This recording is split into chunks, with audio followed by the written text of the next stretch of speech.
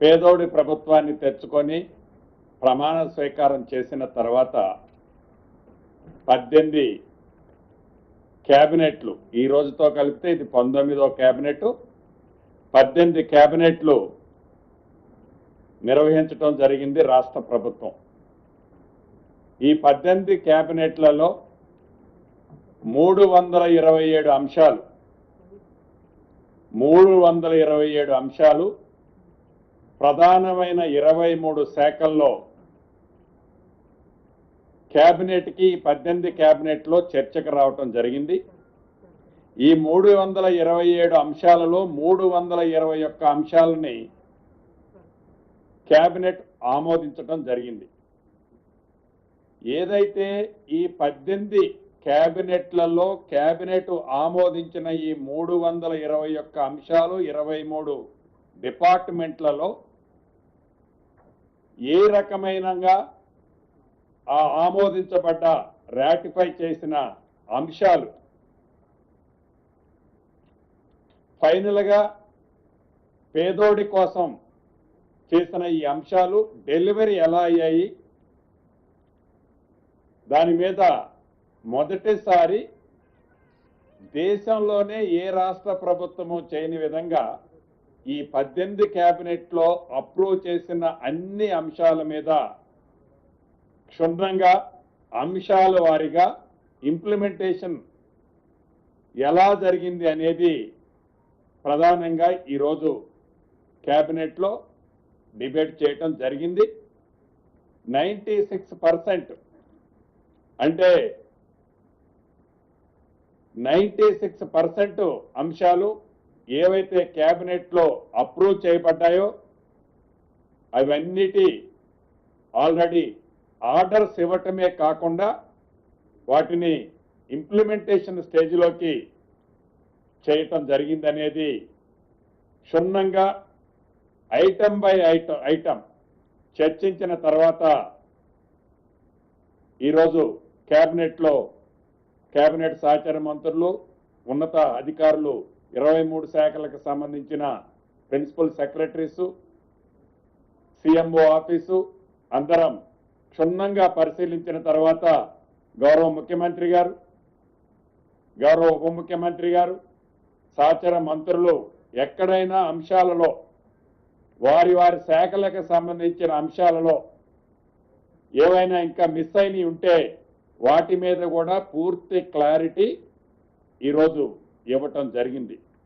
దీనితో పాటు ఏదైతే రాష్ట్ర ప్రభుత్వం గౌరవ ముఖ్యమంత్రి గారి ఆలోచన కానీ ఈ ప్రభుత్వం యొక్క ఆలోచన కానీ ప్రతి 2 వారాలకు ఒకసారి ఏదైతే కేబినెట్ నిర్వహించాలని గతంలో నిర్ణయం తీసుకున్నామో, ఇవాళ 10వ తారీఖు కేబినెట్ జరిగింది.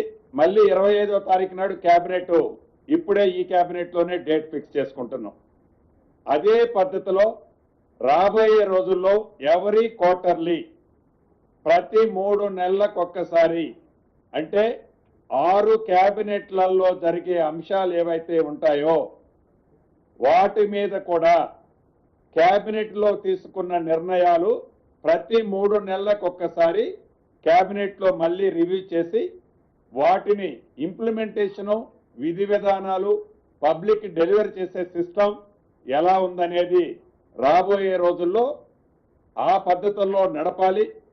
దేశానికే ఈ రాష్ట్ర ప్రభుత్వం, ఈ కేబినెట్ ఒక ఆదర్శంగా ఉండాలి అనే ఆలోచనతో ఒక అద్భుతమైన నిర్ణయాన్ని ఈరోజు కేబినెట్లో తీసుకున్నందుకు మనస్ఫూర్తిగా రాష్ట్ర మంత్రిగా నేను కూడా చాలా వ్యక్తిగతంగా ఆనందిస్తున్నాను.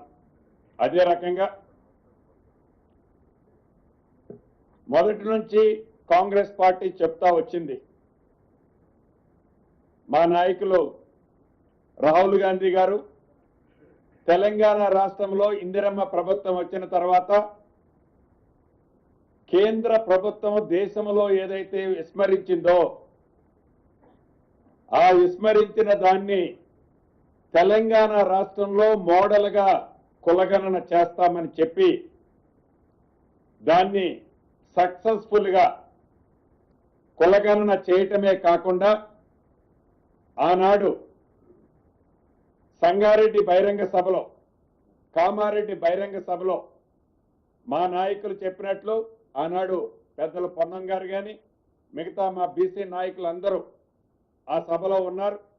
అన్నట్లు తప్పకుండా కాంగ్రెస్ పార్టీ ఇందిరమ్మ ప్రభుత్వం అధికారంలోకి వచ్చిన తర్వాత రోల్ మోడల్గా పైలట్గా తెలంగాణ రాష్ట్రంలో 42% బీసీలకి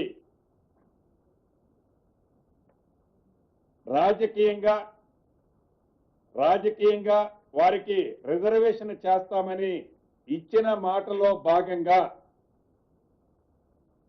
ఏదైతే మొన్న సర్వే కులగణన జరిగిన తర్వాత దాని ఆధారంగా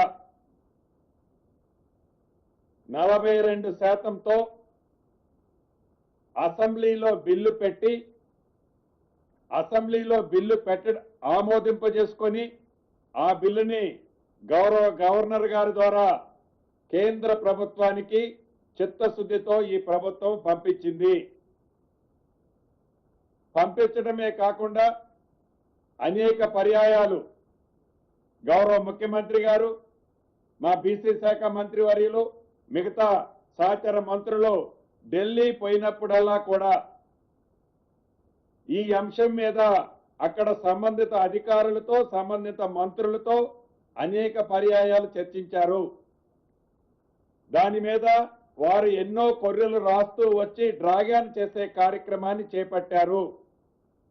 అయినా కూడా ఈరోజు కేబినెట్కి గౌరవ అడ్వకేట్ జనరల్ గారిని కూడా పిలిచి న్యాయపరంగా భవిష్యత్తులో ఏ రకమైన చిక్కులు రాకుండా ఉండే విధంగా బీసీ సోదరులకి మొన్న ఏదైతే సర్వే చేయబడిందో సర్వే చేసిన దాని పద్ధతిలో 42% రిజర్వేషన్లతో స్థానిక సంస్థ ఎన్నికలకి పోవాలని ఈరోజు కేబినెట్ నిర్ణయించటం జరిగింది. ఇక దీనికి కావలసిన విధి విధానాలన్నీ ఈ మధ్యనే రాష్ట్ర ఆనరబుల్ హైకోర్టు కూడా డైరెక్షన్ ఇచ్చింది. 3 నెలల్లో స్థానిక సంస్థల ఎన్నికల కంప్లీట్ చేయాలని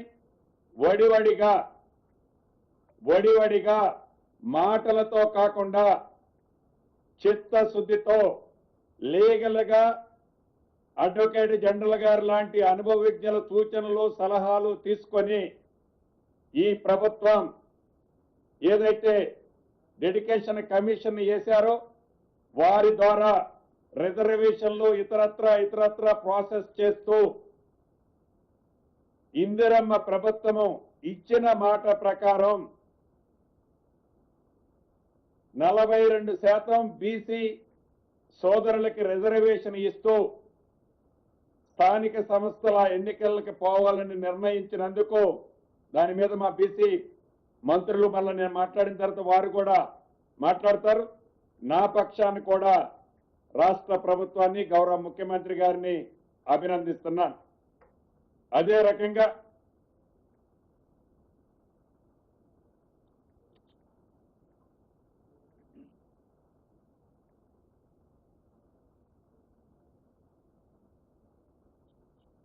దీంతో పాటు ఈ 42% రిజర్వేషన్ ఇచ్చేటప్పుడు ఏదైతే గతంలో 2018లో ఏ చట్టం అయితే ఉన్నదో ఆ చట్టాన్ని సవరించే అంశం కూడా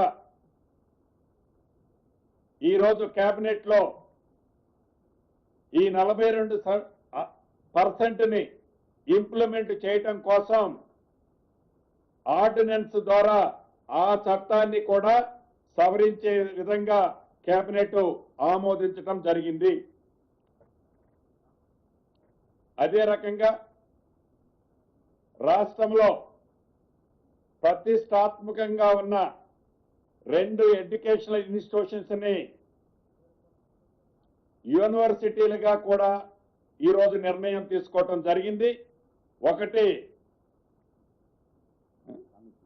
అమితి, ఇది మన దేశంలోనే కాదు ప్రపంచవ్యాప్తంగా ఒక 15 యూనివర్సిటీలను తీసుకుంటే అందుట్లో ఇది 11వ స్థానంలోనో 12వ స్థానంలోనే ఉంది. ఈ యూనివర్సిటీకి ఈ ఎడ్యుకేషనల్ ఇన్స్టిట్యూషన్స్ కి రాష్ట్ర ప్రభుత్వం యూనివర్సిటీగా దీంతో పాటు saint Mary rehabilitation education institution కూడా యూనివర్సిటీగా ఈ రెండింటిని గుర్తించడం జరిగింది. రాష్ట్ర కేబినెట్ ఆమోదించడం జరిగింది. దీంట్లో ఏదైతే అమితి యూనివర్సిటీకి సంబంధించిన దాంట్లో చాలా స్పష్టంగా గౌరవ ముఖ్యమంత్రి గారు, గౌరవ ఉప ముఖ్యమంత్రి గారు, ముఖ్యమైన సిఎస్ గారు వీరందరి చొరవతో తెలంగాణ రాష్ట్రానికి 50% సీట్లు కేటాయించాలనే అంశాన్ని కూడా ఆ మేనేజ్మెంట్ తో ఒప్పించి ఈనాడు ఒక ప్రతిష్టాత్మకమైన యూనివర్సిటీగా తెలంగాణలో ఈ ఎడ్యుకేషన్ ఇన్స్టిట్యూషన్ ని ప్రకటించినందుకు తెలంగాణలో ఉన్న విద్యార్థుల పక్షాన రాష్ట్ర ముఖ్యమంత్రి గారికి అభినందనలు, కృతజ్ఞతలు మీ ద్వారా తెలియజేస్తున్నాం. అదే రకంగా ఏదైతే ఈ రీహాబిలిటేషన్ యూనివర్సిటీకి సంబంధించిన సెయింట్ మేరీ రీహాబిలిటేషన్ యూనివర్సిటీకి సంబంధించింది, దీంట్లో కూడా ఒక ప్రత్యేకత ఉంది. ఏదో అన్ని యూనివర్సిటీలాగా కాకుండా ఒక స్కిల్ డెవలప్మెంట్,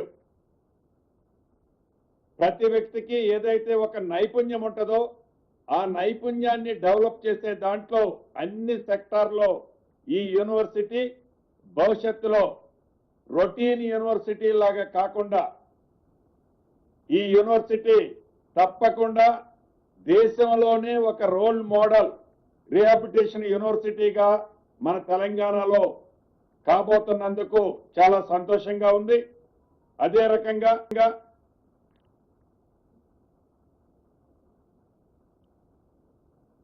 ఇంకొక ఇంపార్టెంట్ విషయం,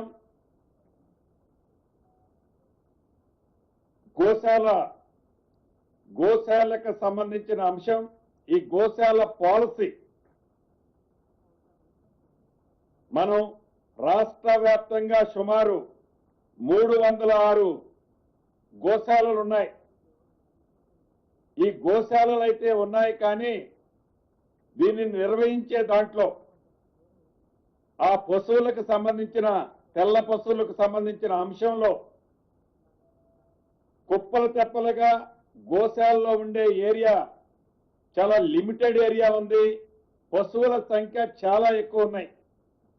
దీనికి సంబంధించిన దాన్ని కూడా మా గౌరవ మంత్రివర్యులు దీని మీద గౌరవ ముఖ్యమంత్రి గారి సూచనలతో ఆలోచనలకి ప్రభుత్వం అనుగుణంగా గౌరవ మంత్రివర్యులు కొత్తగా వచ్చిన దీని మీద క్షుణ్ణంగా స్టడీ చేసి ఈ పాలసీకి సంబంధించిన అంశాన్ని కూడా ఈరోజు కేబినెట్ లో ఒక డిస్కషన్ చేయటం జరిగింది.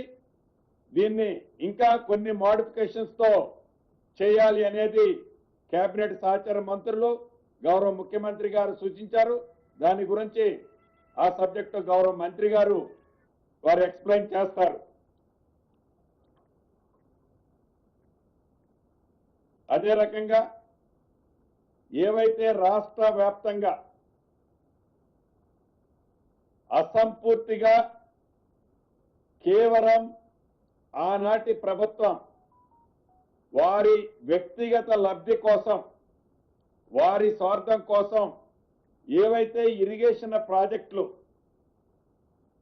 అంతకు ముందు నుంచి పెండింగ్ లో ఉన్న ప్రాజెక్టులు వారికి బెనిఫిట్ అయిన వాటిని టేక్ ఓవర్ చేసి 2%, 3%, 4% వర్కులు పెండింగ్ ఉంచిన కారణంగా 98% ఎక్స్పెండిచర్ అయినా సింగిల్ ఎకరానికి, ఒక్క ఎకరానికి కూడా నీళ్లు ఇచ్చే పరిస్థితి ఈనాడు ప్రధానమైన ప్రాజెక్టులను చెప్పుకుంటున్న ప్రాజెక్టులలో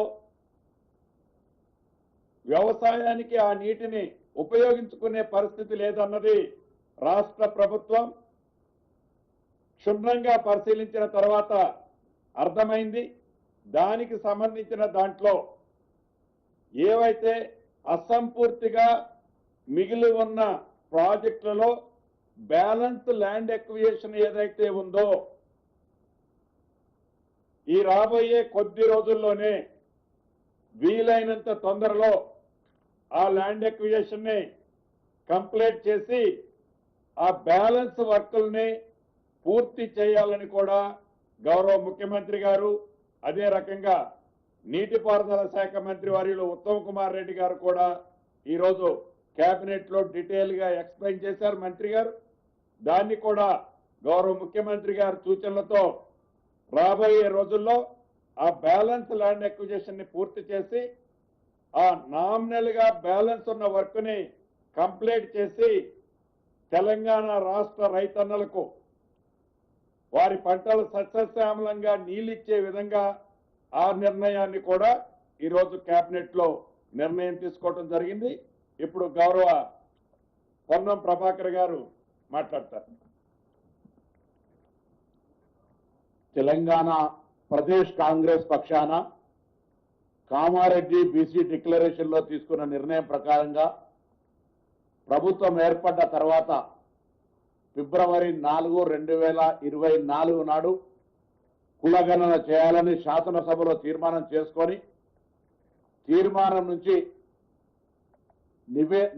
నిర్ణయం నుంచి నివేదిక వరకు మళ్ళీ 2025 ఫిబ్రవరి 4 నాటి వరకు చట్ట రూపంలో చట్టము 3, చట్టము 4 ద్వారా తెలంగాణ విద్యా ఉపాధి అవకాశాలతో పాటుగా స్థానిక సంస్థల్లో 42% ఇవ్వాలనే ఆలోచన ప్రకారంగా రాహుల్ గాంధీ గారి ఆలోచన మేరకు గౌరవ ముఖ్యమంత్రి గారు కేబినెట్ అంతా కూడా కలిసి నిర్ణయం తీసుకుంది. ఆ నిర్ణయాన్ని గౌరవ గవర్నర్ గారు ఆమోదించి గౌరవ రాష్ట్రపతి గారికి పంపినటువంటి అంశం మీ అందరికీ తెలుసు. ఇటీవల కోర్టు ఇచ్చిన తీర్పులో భాగంగా నెల రోజుల లోపల రిజర్వేషన్లు 90 రోజుల్లో ఎన్నికలు జరపాలనేటువంటి మాట ప్రకారంగా చారిత్రాత్మకంగా 19వ కేబినెట్ ప్రజాపాలన ప్రభుత్వంలో 19వ కేబినెట్ 42% బీసీలకు రిజర్వేషన్ ఇవ్వాలి స్థానిక సంస్థల్లోని నిర్ణయం చేసిన విషయాన్ని ఒక బలహీన వర్గాల శాఖ మంత్రిగా ఈ ప్రభుత్వంలో తెలంగాణ బలహీన వర్గాల ప్రజలందరూ కూడా నా శుభాకాంక్షలు ప్రభుత్వ పక్షాన్ని తెలియజేస్తా ఉన్నాం. ఈ సందర్భంగా బిల్లులకు ఏ విధంగానైతే శాసనసభలో చట్టాల రూపం జరిగినాయో ఈ ఎన్నికలు కూడా సక్రమంగా జరగడానికి రాజకీయాలకు అతీతంగా మాటలకే పరిమితం కాకుండా రాజకీయ పార్టీలన్నీ కూడా బీసీలకు 42% పట్ల చిత్తశుద్ధితో వ్యవహారం చేయాలని సందర్భంగా కోరుతా ఉన్నాం. ఎందుకంటే ఇది చాలా కాలంగా ఉన్నటువంటి ఆకాంక్ష. రాహుల్ గాంధీ గారు భారత్ జోడో యాత్ర సందర్భంగా ఉన్నటువంటి అసమానతలను గమనించి జిత్తున ఆబాదీ ఉత్తున ఇచ్చేదారి అని చెప్పి స్లోగన్ తీసుకొని ఇలా ముందుకు పోయే సందర్భంలో తెలంగాణ కాంగ్రెస్ ప్రజాపాలన ప్రభుత్వ ఒక రోల్ మోడల్ గా ఈ నిర్ణయాన్ని తీసుకొని ఎంపెరికల్ డాటా అనేక కోర్టుల్లో కూడా అనేక సందర్భాల్లో ఆయా స్థానిక పరిస్థితులను పట్టుకొని రిజర్వేషన్లను పెంచుకోవచ్చు అనేటువంటి వాటి ఆలోచనతో ఇప్పుడే పెద్దలు పొంగులేటి శ్రీనివాసరెడ్డి గారు చెప్పినట్టుగా ఈరోజు న్యాయపరమైనటువంటి సలహాలకు సంబంధించి కేబినెట్ లోకి ఏజీ గారిని కూడా ఆహ్వానించుకొని అన్ని రకాల కులంకషంగా చర్చ చేసి ఒక గొప్ప చారిత్రాత్మక నిర్ణయం తీసుకుంది ఇలా కేబినెట్. ఇలా ఈ కేబినెట్ అందరికీ కూడా ధన్యవాదాలు తెలియజేస్తా ఉన్నాం. అదేవిధంగా ఈ బలహీన వర్గాలకు సంబంధించినటువంటి అంశంతో పాటుగా తెలంగాణ ప్రభుత్వం పక్షాన